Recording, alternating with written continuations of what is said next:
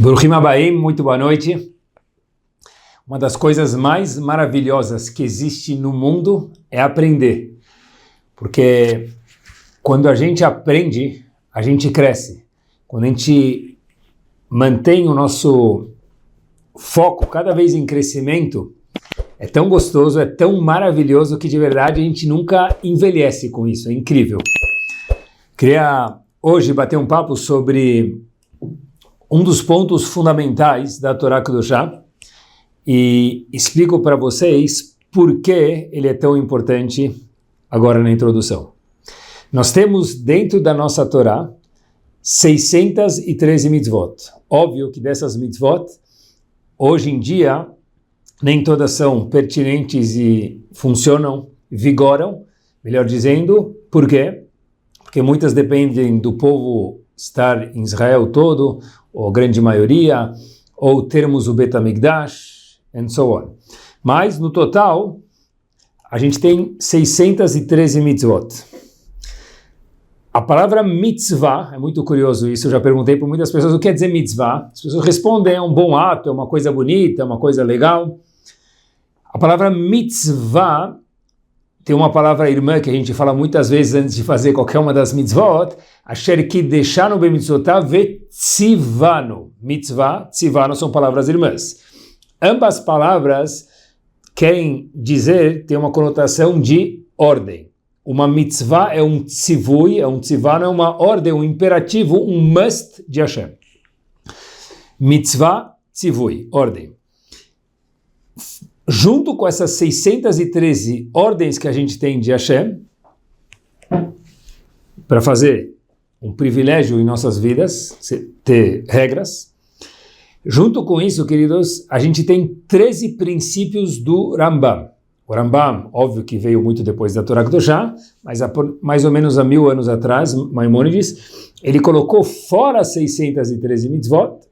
Ele ensinou para a gente que tem alguns ikarim, são pilares e fundamentos da Torá, onde na verdade não são mitzvot, são princípios fundamentais da emuná, da fé, da confiança de todo Yehudi, que se não são, tem que ser. E o que faz mais maravilhoso é o seguinte, que olhem que power isso. Uma pessoa que cumpre as 613 mitzvot,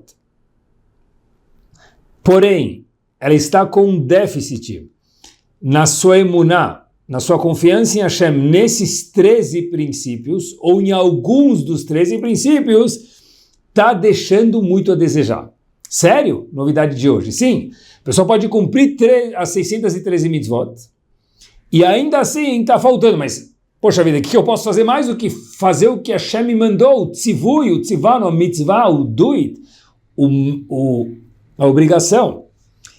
A resposta é que, na verdade, junto com ter um bom motor no barco, por exemplo, a pessoa precisa ter um leme.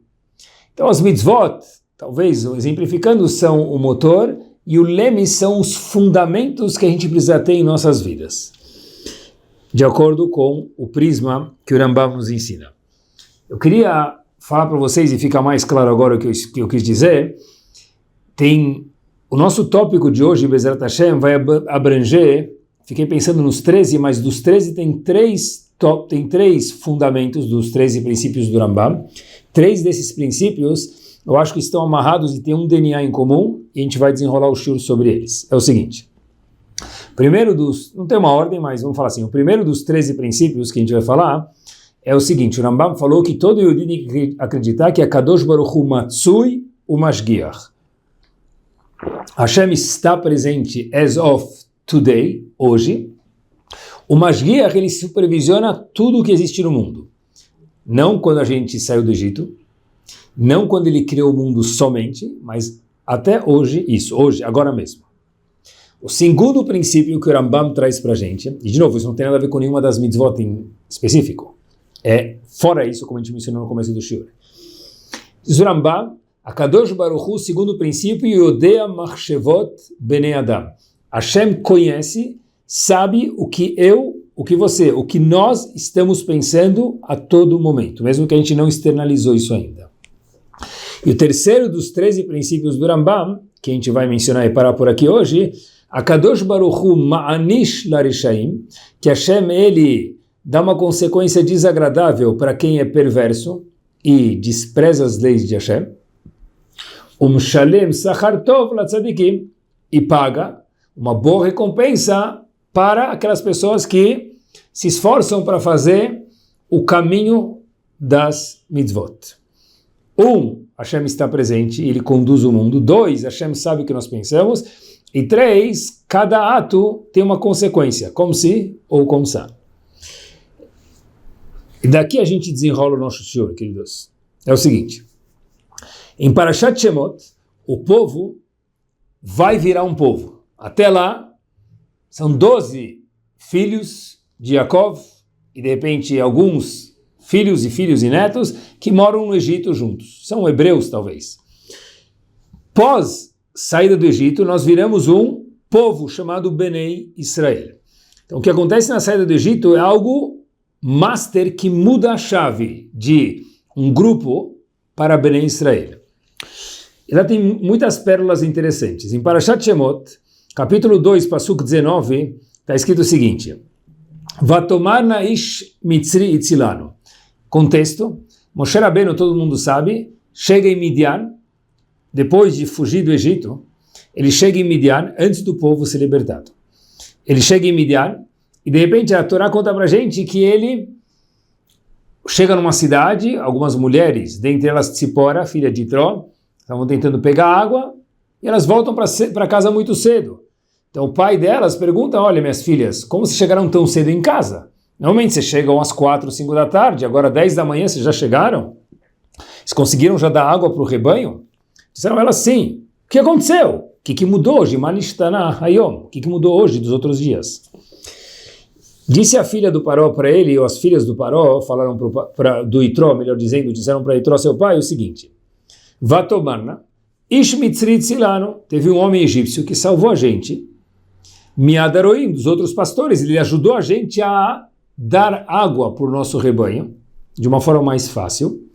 Vegam dalo dalalano, e ele também trouxe água, não só que ele deixou um espaço maior para a gente na frente dos outros pastores, como ele também ativamente deu água para o nosso rebanho. Vayash Ketatzoni, deu água para o rebanho, então a gente terminou o nosso job mais cedo, tocou o sinal do recreio e a gente já voltou para casa mais cedo. Olha que interessante, quem era esse homem que ajudou Tzipora e as irmãs? Óbvio que todo mundo sabe que foi Moshe Rabbeinu, que depois de um tempo ele acabou casando com Tzipora.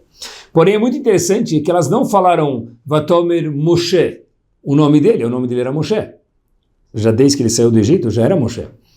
Então por que o Pasuk usa, que ali, e se ela usou isso, por que o Pasuk conta pra gente? Deve ser que tem alguma coisa para ensinar pra gente.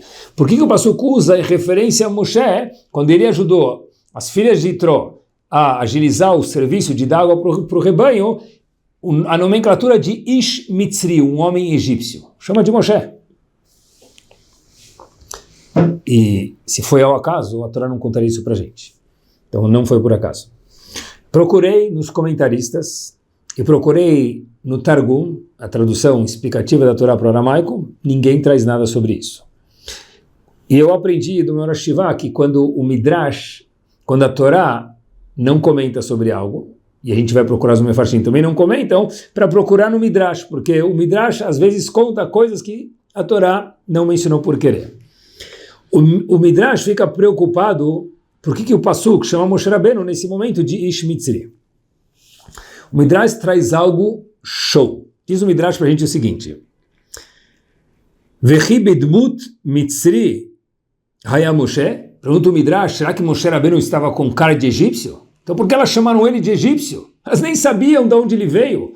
Como que chamaram Moshe de Ish Mitzri, o homem egípcio? Ele nem mencionou a história dele ainda. Que faz a pergunta ficar mais forte ainda. Ela, diz o Midrash, algo show. Ela ilulei Ish Mitzri, pessoal, olhem que show de bola. Se não fosse o homem egípcio, Lo nichnas le Midian, ele, Moisés, não teria entrado em Midian. Já explico o que isso quer dizer. Mas primeiro eu preciso falar uma coisa. Uau! Explico por quê. Vamos voltar algum tempinho atrás, alguns anos atrás. Moshe Rabbeinu era um homem jovem. E ele, morando no palácio do faraó, para a gente entender a explicação do Midrash, introdução, ele morando no palácio do faraó, a gente sabe que ele viu um Mitzri, um egípcio batendo num Yehudi. Incomodou Moshe Rabbeinu, ele saiu da tranquilidade dele do palácio do faraó, desceu e se incomodou. E ele, de repente, Moshe Rabbeinu matou aquele egípcio, porque ele estava batendo no Yehudi, de acordo com o Lahat, tinha uma permissão, naquele caso específico, ele liquidou ele. Assim está escrito explicitamente na Torá. No dia seguinte, Moshe Rabbeinu vê 2 Yehudim se batendo, ainda isso no Egito mais uma vez. E aí, um Yehudi fala para o outro, olha, você vai machucar a gente que nem se machucou aquele homem ontem? Aí Moshe Rabbeinu entendeu que descobriram que ele matou o egípcio, isso ia causar problemas para ele morando na casa do faraó, ele teve que fugir do Egito. Ele chega em Midian, que é onde a gente está agora na história, e ele ajuda as filhas do Itró. Agora olha que interessante, pessoal. Ele depois casa com Tzipora, e aí ele vai salvar o povo, e o resto é história. Mas olha que interessante. Moshe Rabbeinu ensinou para a gente uma coisa muito interessante. A Torá está vindo contar para a gente, óbvio que elas não sabiam que ele era egípcio. Óbvio que elas não sabiam também que o nome dele era Moshe. Eu ia falar, Itzilá, um homem nos salvou, a gente nem sabe quem é ele. Quando a Torá vai ensinar para a gente, disse Ish Mitzri, um homem egípcio, pessoal, olha que show, diz o Midrash, agora a gente entende, Moshe Rabbeinu veio com roupa de egípcio, veio com um crachá do Egito? Claro que não. Então, por que o Passuco, quando conta Tzipora para o seu pai Itró, que ela chegou mais cedo em casa porque alguém ajudou ela, se referindo a Moshe Rabbeinu, e chama ele de Ish Mitzri, um homem egípcio, diz o Midrash, repito de novo, Ilulei Ish Mitzri, se não fosse aquele homem egípcio que Moshe Rabbeinu matou lá atrás e foi obrigado a fugir do Egito, tristemente, Lo Nichlas Midian, ele nunca teria chegado aqui. Ou seja, aquela situação que foi chata, que Moshe Rabbeinu teve que fugir do Egito porque ele matou um egípcio, e o faraó ia ficar muito bravo com ele, então ele teve que fugir do Egito, e foi parar num lugar chamado Cush, depois de dezenas de anos depois em Midian, onde ele chegou agora, e agora ele casou com Tzipora. Tudo isso aconteceu historicamente. Por que diz a Torá? A Torá vem ensinar para a gente, hoje no século 21, Ish Mitzri, aquele homem egípcio que Moshe Rabbeinu matou. Quando o Passuco falou Ish Mitzri, lá não se refere que Moshe era um homem egípcio. Claro que não, diz o Midrash. Se refere que esse homem, chamado Moshe, tenha óculos de Torá, e isso é a consequência dele aqui. Qual é a causa dele estar aqui? Diz a Torá para a gente, que já que Moshe Rabbeinu, há dezenas de anos atrás no Egito, quando morava ainda no palácio do faraó, matou um homem egípcio, então ele teve que fugir. Ele fugiu de uma cidade para outra, de outra para outra, e agora ele chega em Midian, e aí ele salvou a gente.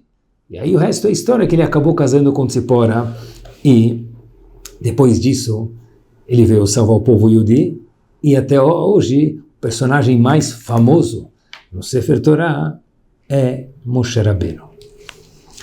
Eu aprendi aqui uma pérola muito, muito, muito grande que eu queria compartilhar com vocês.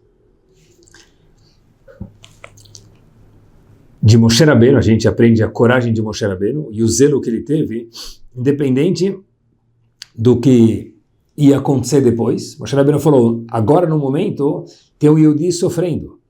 E de acordo com a Halachá, quem está batendo no Yehudi para matar ele, eu posso matar ele nesse momento. Então Moshe Rabbeinu matou esse homem egípcio. Ah, mas isso ia custar que Moshe Rabbeinu fugisse do Egito, possivelmente. Moshe Rabbeinu falou, não faz mal. Na vida a gente precisa fazer o que é importante. Mas ele morava num lugar 6 estrelas, melhor que os hotéis de Dubai, que era o palácio do faraó. Não faz mal. Hashem entendeu que esse homem, como a gente sabe, gostava tanto de Bnei Israel, não a ponto de fazer o que ele achava verdadeiro, nem matar pessoas aleatoriamente, Deus me livre, fazia de uma forma compenetrada e cautelosa o que a Torá pedia para ele. Mas, anos depois, o círculo fecha. Que o quê? Ele tem que fugir. Ele vai para Cush, depois de dezenas de anos ele chega em Midian. E a pergunta que provavelmente chega na cabeça de cada um de nós, ou talvez, eu não sei se Moshe Rabbeinu se perguntou isso, mas a gente pode se perguntar, eu fui ajudar o povo Yehudi, de repente eu matei ele para não prejudicar um irmão nosso e fiz tudo de acordo com a Halachá. Por isso eu tenho que fugir, eu tenho que andar como um fugitivo dezenas de anos da minha vida, e agora eu chego no poço para ajudar mais uma mulher, e por que tudo isso? O pastor conta para a gente, Habibi, agora está chegando o momento da sua salvação, Moshe Rabbeinu, de casar, de ter uma família, e só depois que você tem uma família estabelecida, você pode salvar o povo, porque um homem casado é um homem estabelecido de acordo com Hashem, salvar o povo. Isso tudo se deu porque você matou aquele homem dezenas de anos lá atrás. Ou seja, agora o círculo fechou. Toda ação gera uma reação. Salve Isaac Newton. Terceira lei de Newton. Toda ação gera uma reação. Às vezes, a gente vê a reação daquela ação no momento. O pessoal coloca o dedo na tomada, ele leva um choque. Nem demora para ele quase colocar o dedo, ele já leva um choque. O pessoal atravessa o semáforo vermelho e a câmera tira uma foto, já não é na hora. A multa chega talvez uma semana depois, ou um mês depois, ou às vezes meses depois. Mas sempre vem. No caso de Moshe Rabbeinu, Leavdil, a ação dele de zelar pelo povo e abrir mão do conforto da casa do Paró, se colocando em perigo, gerou uma reação no futuro, dezenas de anos depois. Mas, queridos, toda ação gera uma reação. Nem sempre na hora, nem sempre na semana seguinte, nem sempre no ano seguinte. O que isso tem a ver com os fundamentos do Rambam, que mais uma vez, apesar de não ser nenhuma das 13 mitzvot, ter um motor potente de 613 cavalos, 613 mitzvot, sem o leme não leva o barco a lugar nenhum. Ter 613 mitzvot, sem os fundamentos, isso que o Rambam chama isso de fundamentos, a pessoa deixa muito a desejar. Fiquei pensando dos 3 fundamentos que a gente mencionou dentro daqueles 13. Primeiro, que a Kadosh Baruch Hu Matsui Mashgiach. Hashem está presente, ele vê. A pessoa que entende isso sabe que toda ação tem uma reação. Hashem Yodea Machshavot Bnei Adam, mesmo o que a gente pensa é contabilizado. Especialmente quando é uma coisa boa. E 3, a Kadosh Baruch Hu Ma'anish Larishaim, Hashem dá consequência desagradável ao aleno para quem é um perverso. Shalem Sachar Tov Latzadikim, e paga o tributo certo para um tzadik, que é o terceiro dos 13 dos 13 princípios. Todos eles estão ligados com uma ação, tem uma reação. Porque se a pessoa entende que Hashem é Mashgiach, ele supervisiona o mundo, que um tzadik tem uma repercussão, e que Hashem entende até nossos pensamentos, óbvio que tudo que a gente pensa e faz vai ter uma consequência. A novidade é que nem sempre é na hora. Por isso que o pastor fala Ish Mitzri, se referindo a Moshe. Não, está errado, diz o Midrash. O homem que Moshe Rabbeinu matou lá atrás fez desencadear que ele viesse para aqui, entre aspas, sem querer, e por isso eu vou agora formar uma família com ele, e por isso a gente sabe no final da história ele vai salvar o povo Yehudi. Quando nós não temos esses princípios claros, que o Rambam chama de fundamento, ou a gente vive faltando um dos princípios, a verdade é como que talvez se fosse, pessoal, de verdade, o barco sem o leme, um carro magnífico, caro, só que faltando um dos pneus. Por mais que um pneu custe 500 mil reais, que é uma fração mínima de um valor de um carro, mas, pessoal, o melhor dos carros, faltando um dos pneus, não consegue se locomover. Assim também o Yehudi, que tem mitzvot, mas precisa agregar os 13 princípios da fé do Rambam. E por que isso é tão importante? Um passo adiante. O mundo inteiro foi criado para o grande finale. Qual é o grande finale do mundo? Qual que é o grande finale do mundo? A cereja do bolo do mundo. Adam Arishon, o primeiro homem do mundo. La crème de la crème. O mundo inteiro, 6 continentes, oceanos, tudo de maravilhoso, criado com um propósito. Adam Arishon. Na verdade, nós hoje em dia. Fato é que Hashem deu para Adam Arishon, que é o ator principal e único dessa criação magnífica, ou nós, seres humanos, e Hashem deu nesse um grande homem um poder maravilhoso, chamado escolha, opção de escolher. A nossa escolha vale tanto nos olhos de Hashem, pelo menos, a gente às vezes talvez despreza isso sem querer, mas a nossa escolha, queridos, vale tanto nos olhos de Hashem, que se a gente soubesse disso, a gente viveria diferente. Sério? Sim. Acompanhem comigo. No ano de 3338, desde a criação do mundo, quer dizer, mais ou menos há 2.000 anos atrás, mais ou menos, e 2.000 um pouquinho, houve a destruição do primeiro Bet HaMikdash, o primeiro templo. Depois que Jerusalém ficou cercada por 2 anos e meio, o Bet HaMikdash foi destruído. E aí, se a gente procurar na Gemara, procurar nos livros de história, a gente vai aprender uma coisa. Por quê? Porque houve um homem chamado Nebuchadnezzar, Nabucodonosor, que foi um rei, pessoal, que reinou durante 45 anos. Eu não conheço um presidente que foi presidente por 45 anos, ou talvez um rei que reinou por 45 anos. Talvez tenha outros na história, eu não sei. Mas não é comum. Mas a próxima parte faz ficar mais divertido ainda. Ele reinou 45 anos. O filho dele e o neto, se a gente somar os 3, reinaram mais 25 anos, fazendo um total de 70 anos ininterruptos de reinado. Agora, esse homem destruiu o Bet HaMikdash. Pergunta que só Hashem pode fazer para a gente nos contar no ouvido um segredinho. Em qual mérito esse homem, junto com seu filho e neto, Nebuchadnezzar, teve o privilégio de reinar por 70 anos, o mérito? Assim pergunta a Gemara. E a Gemara responde para a gente algo interessantíssimo, que mais uma vez só Hashem pode contar para a gente. O seguinte, que ele, em um momento, ele deu 3 passos em respeito ao nome de Hashem. Quando o escriba dele escreveu uma carta e colocou ela endereçada a um personagem, a um povo, e o nome de Hashem colocou primeiro o povo, depois o nome de Hashem. Nebuchadnezzar, quando viu isso, correu 3 passos, isso mesmo, atrás do escriba, falou, não, muda a carta, escreve primeiro Hashem e depois ao povo Yehudi. 3 passos que ele deu em honra a Hashem. Nebuchadnezzar reinou 70 anos, ele, filho e neto, ininterruptos. Diz a Gemara, não só que ele reinou, diz que ele reinou sobre o mundo inteiro, coordenou o mundo inteiro durante 70 anos. Como que se fosse a casa dele, sabe a casa da pessoa? A pessoa fala, olha, eu sei onde é a cozinha, tá? Eu posso dominar o pedaço. Nebuchadnezzar dominou o pedaço por 70 anos como se fosse a casa dele, de uma forma muito simples e tranquila. Por quê? Porque ele deu 3 passos à direção de Hashem. Rahamim dizem pra gente, olha que interessante, na Gemara no Tratado de Shabat, na página 150a, algo incrível, que não só que ele reinou 70 anos,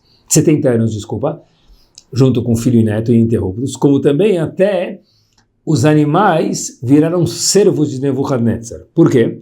A Gemara conta pra gente que ele entrou no Bet HaMikdash montado num leão, e esse leão tinha uma serpente em volta da cabeça do próprio leão. Ou seja, Nebuchadnezzar montado no leão, leão mansinho para Nebuchadnezzar, serpente dominada por Nebuchadnezzar, não dosada, não nada. Não a serpente estava lá, viva, tranquila. Por quê? Porque Nebuchadnezzar teve o mérito de dominar sobre não só pessoas, sobre o mundo, sobre animais também. Por que tudo isso? Pelos mesmos 3 passos que ele deu. Eu fico pensando comigo mesmo, como seria a minha vida se eu lembrasse mais vezes dessa Gemara. Toda ação tem uma reação, 3 passos, o mérito de 70 anos de dominar o mundo inteiro, inclusive destruiu o Bet HaMikdash. Ele usou a escolha de forma azeda. Certo? Mas da onde veio o poder? Pergunta a Gemara, de ter todo esse poder, ele usou errado, mas da onde veio esse poder? Diz a Gemara, porque ele deu 3 passos em prol de Hashem. Imaginem, fiquei pensando comigo mesmo, quando a Torá dos exemplos práticos passa no Bet HaKnesset, na sinagoga, a gente dá 3, 4, 5, 6 passos atrás da Torá. Nebuchadnezzar ganhou tudo aquilo por 3 passos. Imagina quando alguém vê um amigo um pouquinho mais triste e dá um sorriso para ele ou para ela. Imagina alguém que quer dormir e quando toca o alarme ele acorda cedo para rezar com o minyan. São muito mais do que 3 passos para estudar a Torá. Imagina uma mulher que se cuida, cada um no seu nível, para melhorar um pouquinho a sua tzniut, o seu recato. Imaginem um Yehudi, pessoal, exemplos práticos, que se cuida para melhorar um pingo já é muito, o seu Shabbat. É algo magno não é pouco, desculpe, é magno ao cubo, porque se 3 passos daquele homem deram para ele todo esse poder que a gente mencionou anteriormente, imagine esses atos que na verdade a gente acha que são banais, são muito mais do que 3 passos, a repercussão power, estronda, magnífica que eles trazem. Agora, nem sempre a gente vê isso na hora. Rechaim tem um mérito nessa vida, porque o mundo inteiro deles é aqui, é só isso que interessa. A pessoa que tem uma visão um pouco mais macro, entende que esse mundo é muito importante e gostoso, mas tem algo muito mais maravilhoso do que isso que é o Olam Haba. Então, às vezes, aquela consequência, ação e reação que a gente mencionou hoje, e está mencionando hoje, ela vem para algo muito mais forte, muito mais gostoso, muito mais prazeroso que é o Olam Haba, o próximo mundo, é o mundo vindouro. Mas toda reação, always, toujours, tem uma toda ação tem uma reação. Vou contar para vocês uma história que se passa em Tel Aviv, para a gente entender um pouquinho mais isso. Tel Aviv, quem conhece, Israel, não é Jerusalém, é talvez um pouco mais secular, se a gente puder falar de tal forma.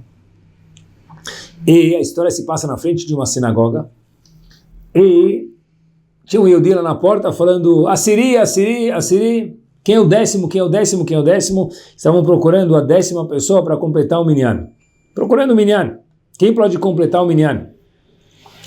Por favor, passou um senhor, olha, por favor, vem completar o minyan. Não, de repente, por favor, vem você. Aí esse senhor falou, sabe o que, me deixa em paz, não vou entrar. De repente ele falou, por favor, entra, você é o 10º, a gente precisa de minyan, por favor. Aquele homem falou, tá bom, eu vou entrar.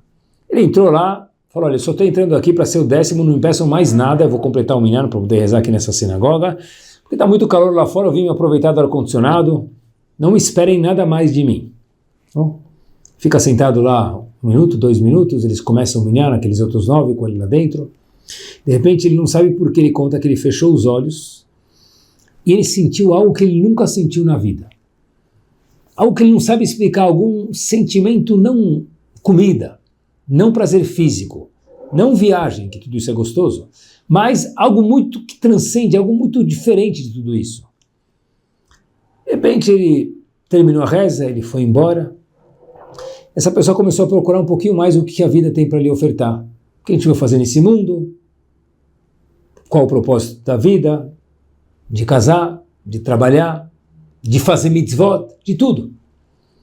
E quem se questiona sempre chega a lugares maravilhosos. A gente vai procurando a resposta. Esse homem começou a procurar, de repente foi, depois de anos, esse mesmo homem mudou e perguntaram para o pai desse homem que completou o minyan, vamos chamar ele de Reuven, o homem completou o minyan Reuven, então perguntaram para o pai de Reuven, olha, de repente seu filho ficou religioso, os amigos perguntaram, e você não fica um pouco assustado com essa mudança aqui em Tel Aviv? Não é tão comum. Disse ele, olha, não fico. Falei, mas por que não? Fala, de verdade eu não sabia que meu filho ia entrar naquela sinagoga, que ele ia começar a pensar coisas e mudar, mas eu entendo isso perfeitamente. Eu falei, mas explica pra gente então por quê? Perguntaram os pais de Reuven para ele.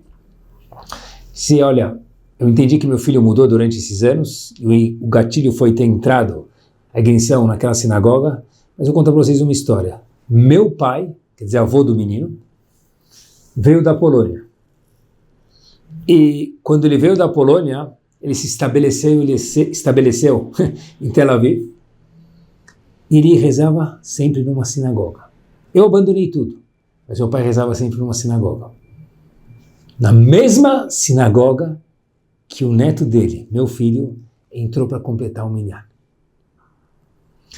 E depois que ele me contou, e eu nunca havia contado isso para o meu filho, que ele ele entrou naquela sinagoga mesmo sem rezar, para completar o minyan, e ele não sabe de onde veio alguma orerut que a gente chama, o acordar, o despertar para pensar sobre a vida, que nunca havia pensado antes, apesar de já ser uma pessoa estabelecida, com uma idade, já não ser mais um adolescente, mas ele falou, olha, meu pai rezava na sinagoga, alguma coisa deve ter ficado nas paredes. Não somente isso, que meu filho sentou, entre aspas, sem querer no mesmo lugar do meu pai, do avô dele.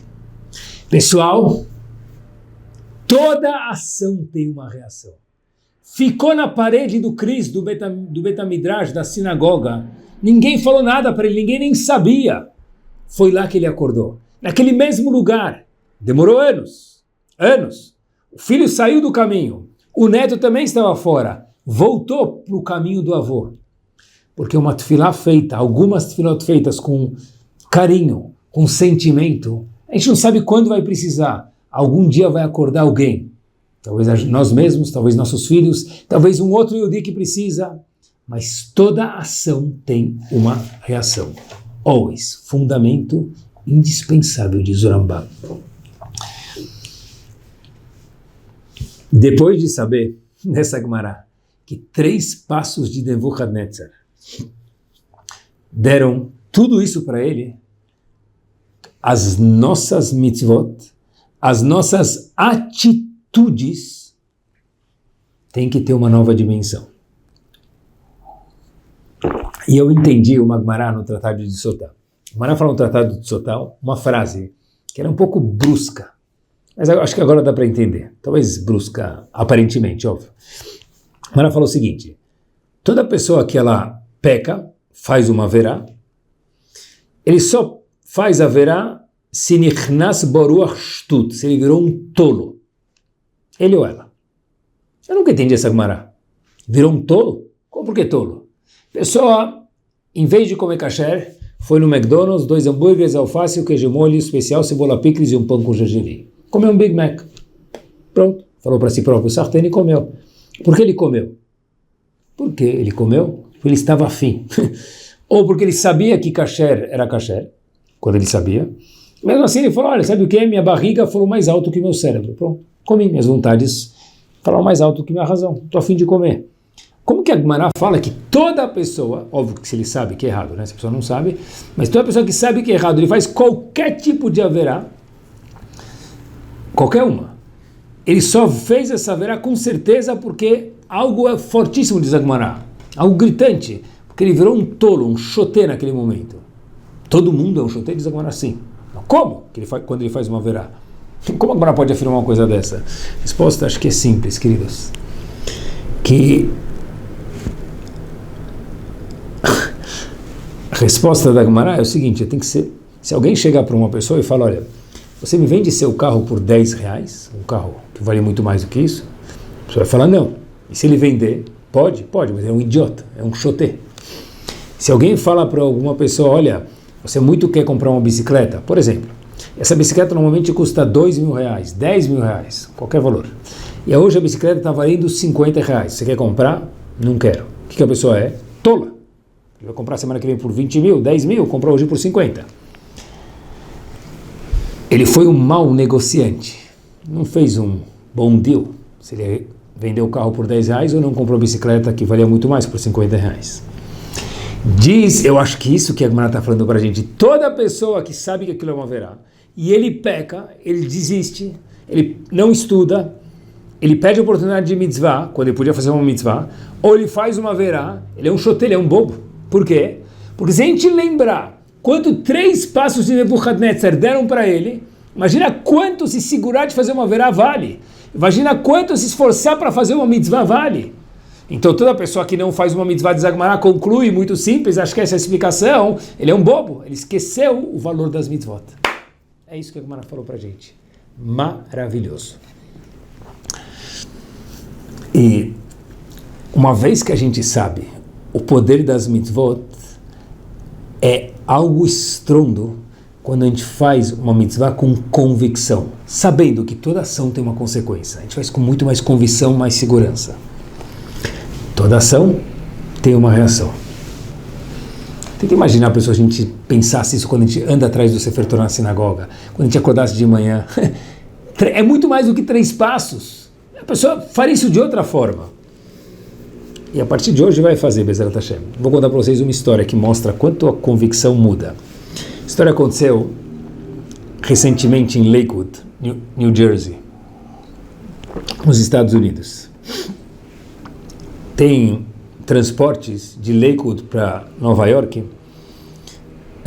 Brooklyn, mais precisamente, e o motorista é uma van, e tem muitos que fazem isso, é o trabalho deles, eles, Yehudi, religiosos, que dirigem a van de lá para cá, daqui para lá, levando o povo de lá para cá, vai e volta todo dia. Tem muita gente que faz esse percurso diariamente.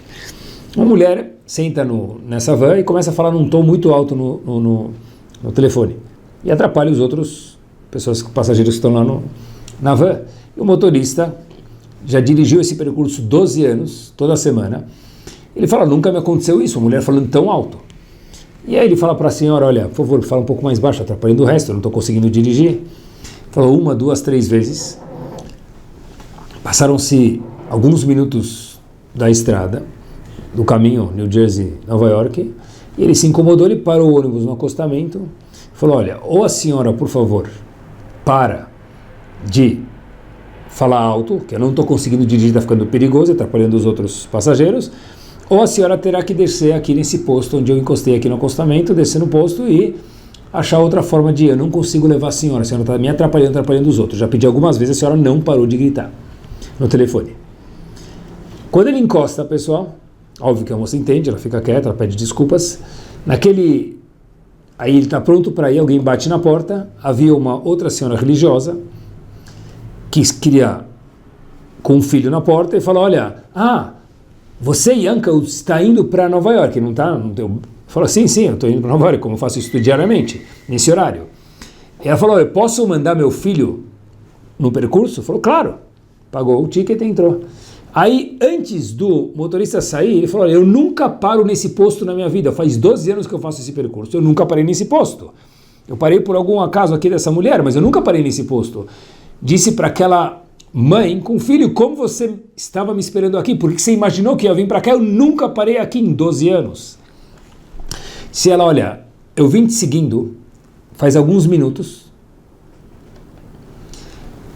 e ele falou, tá bom que você veio me seguindo, mas você vai me seguir até Nova York, porque eu nunca parei no posto. Se ela, olha, vou te contar um segredo. Meu filho nunca perde yeshiva. Ele estuda em Nova York, então ele vai toda segunda-feira, todo domingo para Nova York, depois do Shabbat. Mas, vou te contar uma coisa, ele nunca perde. Hoje, ele adormeceu, não acordou, e eu falei para Hashem, por favor, Hashem, meu filho nunca perde a escola, nunca perde o dia de Torá dele na Yeshiva, eu não quero que ele perca, cada segundo de Torá vale bilhões, um dia muito mais, uma semana mais ainda. Por favor, Hashem, faz com que meu filho consiga chegar na Yeshiva em Nova York e eu não tenho como ir até lá. Eu tinha certeza que isso ia acontecer. Então eu parei aqui no posto, comecei a seguir o senhor, depois encostei aqui no posto, eu falei, certeza que ele vai parar aqui.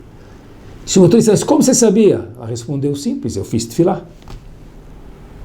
Uau! Se alguém contasse pra gente, eu ia falar, tá bom que você fez tefilá, mas talvez vai acontecer, talvez não. Quando alguém faz algo com convicção, pessoal, é outra dimensão. Porque se a gente acredita de verdade, os 3 passos de Nebuchadnezzar, eu acredito, eu faço com uma segurança, Hashem responde de outra forma.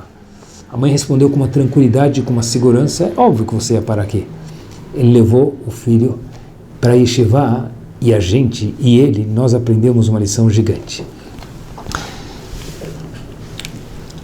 Essa mãe, para quem sabe que a história é verdadeira, é filha do Rosh Yeshiva de Lakewood, um dos Rosh Yeshivot, chamado Rav Yerucham Oshi. Só para que a história que é verdadeira. Quando a gente valoriza, ele maiúsculo também valoriza mais ainda.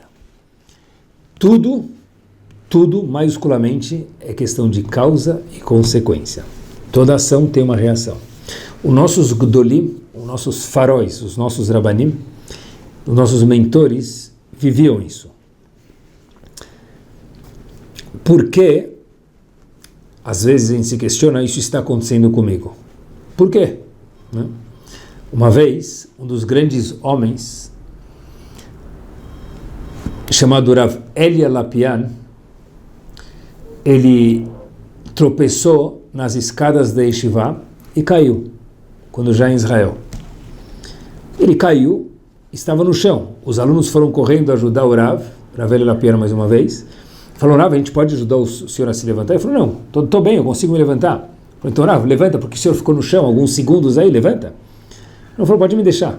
Os alunos esperaram mais alguns segundos e viram que o Rav não levantou. Falou, Rav, o senhor deve estar com vergonha, o senhor caiu, o senhor machucou a gente, ajuda o senhor a se levantar. Ele falou, não, eu estou bem, me deixa. Me deixa, alunos. Aí ele se levantou logo, se limpou e continuou. Aí os alunos falaram para ele, Rav, mas por que o senhor não se levantou então se o senhor estava bem? Esse Rav Elia Lapian, o seguinte, eu fiquei pensando, por que eu tropecei? Ninguém tropeça por acaso. Se eu tropecei, não é porque eu escorreguei e não olhei para o chão, porque eu estava andando com cautela. Se eu tropecei é porque isso é consequência de algo. Fiquei pensando comigo mesmo, o que eu fiz de não legal hoje para gerar essa reação? E eu fiquei com medo, diz Rav Elia Lapian, que depois que eu levantasse, eu já ia esquecer do porquê disso, e meu dia ia tocar para frente e eu não ia aprender a lição de Hashem, o recado que Hashem queria passar para mim. Pessoal, olhem que consciência magnífica de nada acontece por acaso, daqueles 3 princípios que o Rambam mostrou para a gente no começo. Que o quê? Se eu cair é porque Hashem está falando, Habibi, eu gosto de você, quero te ensinar uma coisa que talvez você não se comportou tão bem, óbvio, Rav Elia Lapian no nível dele, para que você aprenda hoje. Em vez de buzinar e falar, o carro da frente não andou de novo, me fechou, o elevador passou, qualquer coisa que seja, pessoal, fecharam a porta, o elevador subiu. Um minuto, pensa, por quê? Nada acontece por acaso. Nos resta só, para a gente terminar o shiur, Bezat Hashem com chave de ouro, uma pergunta, que eu queria olhar para a Torá junto com vocês e aprender um último ponto, mas será que isso sempre funciona? Será que de verdade toda ação tem uma reação e isso é sempre? Será que é de verdade isso? Eu queria olhar para a Torá, que é o melhor presente do mundo que a gente pode receber e tem, graças a Deus, Baruch Hashem. Leá, uma das nossas imaot, teve 6 filhos das 12 tribos que iam nascer. As ajudantes, vamos chamar assim talvez, Bilhá e Zilpá, tiveram 4 filhos. 6 mais 4 são 10. Yaakov ia ter um total de 12 filhos. Então, se com Leá ele teve 6, Bilhá e Zilpá mais 4 já dá 10. Rachel ia ter, no máximo, 2 filhos. Leá estava grávida. Rachel estava grávida. E Leá ficou grávida. Então, Leá falou o seguinte, se eu tiver meu 7º filho menino, eu sei que Yaakov, ela tinha profecia, vai ter 12 filhos meninos. Eu já tive 6. As outras 2 esposas mais 4 já deu 10. Cada uma das 2 outras esposas teve 2 e 2. Se eu, Leá, tiver mais um menino, Rachel vai ter no máximo mais um menino, no máximo, para completar 12. 6 mais 4, 10, mais 1, 11, faltando só 1. Falou, minha irmã vai ficar menos do que as 2 ajudantes de Yaakov? Então Leá falou para Hashem, por favor, Hashem, eu não quero ter um menino, eu quero ter uma menina para que minha irmã Rachel pelo menos tenha 2 filhos meninos e não se sinta pior do que as 2 ajudantes de Yaakov, que tiveram 2 filhos cada uma. Então teve Diná. Então nesse momento Leá teve uma menina chamada Diná, teve 12 tribos e Diná uma menina. Leá teve 6 filhos e uma filha chamada Diná. Qual foi o mérito de Leá? Magnífico. Ela abriu mão de ter mais um filho, e um filho não é só um filho, é uma tribo que fica para sempre. A gente vai na paróquia da sinagoga, a gente vê aquele tribo, a gente sabe que são 12 tribos. vai ficar aquele nome para sempre engravado no Sefer Torah, na paróquia da sinagoga. Leá abriu mão disso. Ela teve uma filha chamada Diná. Qual a história dessa filha? Essa filha foi abusada sexualmente por Shechem no futuro. Fiquei pensando comigo mesmo, peraí. Ela abriu mão de ter um filho para ter uma menina, para que Rachel pudesse ter mais um menino, na conta fecha 12, como a gente mencionou anteriormente. Pelo menos ter 2 meninos, Rachel. E aí, o presente, o prêmio de Leá foi que ter uma filha, e essa filha foi abusada por Shechem. Estranho. Mas, acompanhe comigo, essa mesma Diná, depois teve uma menina que cresceu na casa dela, chamada Osnat Bat Potifera. Essa menina, que cresceu na casa de Diná, que Diná cuidou dela, essa mesma Diná que a gente mencionou antes, ela acaba casando com Yosef. E Yosef tem 2 filhos, Efraim e Menashe, que não se transformaram em uma tribo, se transformaram em mais 2 tribos. Ou seja, Leá abriu mão, atenção, acompanhem comigo, de ter um filho para ter Diná, que está certo que teve um momento nebuloso, que ela foi sequestrada, etc e tal, mas essa mesma Diná criou uma menina chamada Osnat Bat Potifera, que casou com Yosef, e daí saíram não uma tribo que Leá talvez teria se fosse um menino, mas 2 tribos, Efraim e Menashe. Sempre a ação tem um eco, surte um efeito. Hashem não esquece de nada. Às vezes a gente não enxerga, mas a conta sempre fecha. O círculo sempre fecha de forma maravilhosa. E falando em forma maravilhosa, vamos terminar o nosso shiur Bezat Hashem de uma forma maravilhosa, com uma história que demonstra isso. Tem um kibbutz em Israel chamado Kibbutz Hafetz Chaim, e lá nesse kibbutz, num Shabbat, estava tendo uma organização de Kiruv chamada Shuvu, e um dos palestrantes que veio falar dessa organização naquele kibbutz, veio dar um Shabbatão muito gostoso, sexta-feira à noite, e terminou o Kiddush, terminou o Shabbat, terminou o Shiur, a palestra, todo mundo foi dormir, e o palestrante está voltando para o seu quarto, ele vê um pai que estava na palestra, um senhor, né, pai de família, fora do quarto. Ele fala para ele, olha, o que aconteceu? Por que você não entra a dormir? Está tudo bem? Ele fala assim, não, tudo bem. Aí o palestrante pergunta de novo para ele, olha, mas me conta. Não é que eu coloquei minha filha para dormir, saí um segundinho para pegar um copinho d'água aqui fora, e aí minha filha, acho que não percebeu que eu estava aí, minha filha pequenininha, ela acabou trancando o quarto, e ela adormeceu dentro do quarto com o quarto trancado. Eu já bati, e ela não abre. Ela adormeceu, então eu vou ficar aqui do lado de fora para não acordar minha filha, não tenho muito o que fazer. Aí o palestrante falou para ele, peraí, deixa eu te ajudar. Bateram forte, os vizinhos acordaram, mas a filha, que era pequena, não acordou. A gente sabe que criança dorme, muitos deles com sono de pedra, literalmente. Tá bom. Então, esse palestrante falou, sabe o quê? Eu vou ficar aqui com você. Ele falou, não, amanhã o senhor vai dar shiurim, o senhor veio para cá para isso, vai ficar a noite inteira comigo, Rabino? Eu vou ficar com você. Qual o problema de ajudar um Yehudi? Ficou o palestrante, a esposa do palestrante, fora do quarto, junto com aquele senhor que tinha, a filha trancou ele do lado de fora sem querer a criancinha. E ficaram lá conversando, etc e tal, de repente, os 3 acabaram adormecendo lá naquele sofazinho fora, na frente do quarto. 3h45 da manhã, com aquele sono leve, eles escutam uma moto passando na frente do kibbutz, e eles falam que interessante, Shabbat à noite, 3h45 da manhã, uma moto passando aqui. Foram ver quem era o homem da manutenção que estava passando lá, e o senhor não Yehudi, que trabalhava lá no hotel, e falou para ele, aproveitaram, falou, talvez ele tenha a chave mestre e pode deixar a gente entrar no quarto. Falou, você tem a chave mestre? Ele falou, sim. Então ele foi, levantou, abriu o quarto para ele, e esse senhor foi dormir, e o palestrante, 3h45 da manhã, também foram dormir. Motzei Shabbat, terminou o Shabbat, né?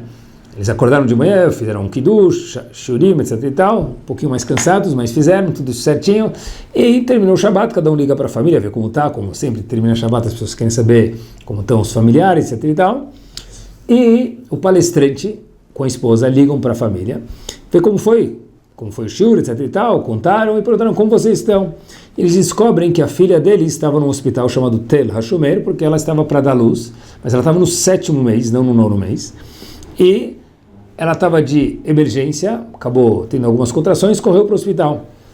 E quando ela chega no hospital, pai e mãe longe, porque eles estavam mais uma vez dando shiur, eles não imaginavam que a filha dá luz no 7º mês, o médico fala, olha, tem uma situação aqui um pouquinho complicada, eles precisam decidir como a gente vai agir. Tudo isso, no sábado à noite, o genro e a filha contando para o pai da menina que estava dando a luz. Na verdade, deu já a luz.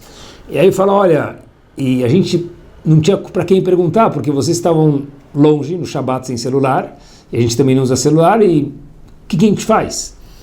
Então o médico falou, olha, eu sei que vocês são religiosos, tem um rabino aqui, parece que ele é importante, um andar para cima. Talvez vocês podem perguntar para ele. Eles subiram lá para ver quem era o rabino. Quem estava no mesmo hospital, entre aspas, hospedado, Rav Edelstein, o grande homem que faleceu da geração passada, nessa nossa geração, na verdade, um dos pilares de Yeshiva de Ponovitch. E perguntaram, olha, para ele como se conduzir, ele falou, faz assim, etc e tal, e eles falaram, Rav, dá uma brachá para a gente. Rav Edelstein falou para eles o seguinte passuco, Biglal avot toshi abanim, por causa dos pais, os filhos serão salvos. Eles não entenderam nada, que tem a ver, por causa dos pais, os filhos serão salvos, tá bom, voltaram, fizeram o que ele mandou, ordenaram o médico, sugeriram para o médico fazer o que ele mandou, e o bebê nasceu, Baruch Hashem, de forma saudável. E contaram isso. E o pai e a mãe entenderam exatamente o que aconteceu. Biglal avot, por causa dos pais, toshiabarim, os filhos serão salvos. O que quer dizer isso? Já que o palestrante passou lá na frente, em vez de dormir, falou, olha, tem um Yehudi fora do quarto, deixa eu fazer companhia para ele, e ele se esforçou de verdade. Sexta-feira à noite fica acordado, é Messirut Nefesh, é devoção total. Ele fez Messirut Nefesh. Então, pelo mérito do esforço dele, Toshia Banim, a filha teve um parto, apesar de confuso, o bebê saiu saudável antes do tempo, mas saudável e a filha e o bebê estavam bem. Da onde Rav Edelstein sabia isso? Assim são os Gdolim. Não tenho a resposta para vocês, é óbvio. Mas o que interessa para a gente é que toda ação tem uma consequência. Toda ação tem uma reação. Pessoal, pensem nisso com carinho antes de toda e qualquer mitzvah que a gente for fazer, Bezat Hashem, e cada vez com mais segurança que a gente possa ver consequências maravilhosas dos nossos atos. Noite espetacular.